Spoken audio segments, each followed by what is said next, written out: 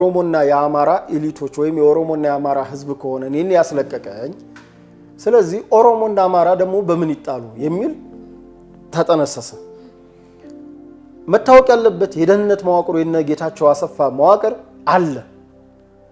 ይሄ መዋቅር አሁን በባዕድኖች ውስጥ አለ። በነገራችን ላይ በዚህ በጽንፈኛው ቡድን ላይ አለ።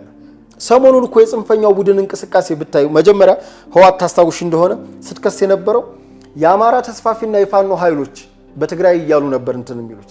አሁን እነ ስታሊን ያንን ይላሉ፣ ያንን ያነሳሉ፣ አያነሱም። ምክንያቱም አሁን ያለው የጽንፈኛ ቡድን ሂዶ ከነ ምግበ ጋር ከነ ጆን መዲድ ጋር አብሮ እንሰራለን ብለው በተለይ አርሚ 24 እና አርሚ 44 ጋር እንሰራለን ብለው እንትን ስላለ ስምምነት ስለፈጠሩ አሁን የአማራ ስም አይነሳም፣ የፋኖም ስም አይነሳም በነ ስታሊን ጎራ። በሰሜኑ ጦርነት ጊዜስ አንዱ ሲከሱት የነበረው ለዓለም አቀፉ ማህበረሰብ እናቶ ጌታቸው ዛሬ እንዲህ መሆናቸውን አታስቡ። የዛኔ ሲከሱ የነበረው የአማራው ኤሊትና ተስፋፊው ኃይል እያሉ ነበር እንትን የሚሉት። በተለይ በወልቃይትና በራያ በኩል ያለውን ነገር በማንሳት ሴት እንዲደፈሩብን ሻዕቢያን ነበር የሚወቅሱት።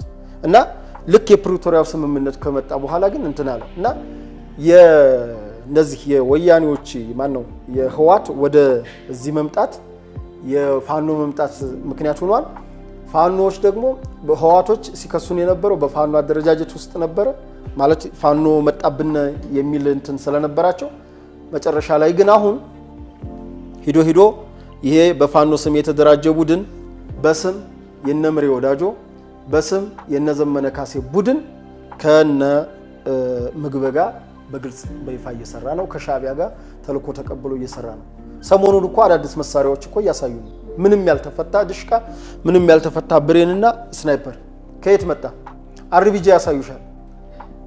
ጽንፈኛው ቡድን ጸረ ታንክ አልታጠቀም። መከላከያው ለምንድን ነው ጸረ ታንክ የሚይዘው? ማርኬው ይልሻል። የቂልነታቸው ከየት ነው የሚማርከው?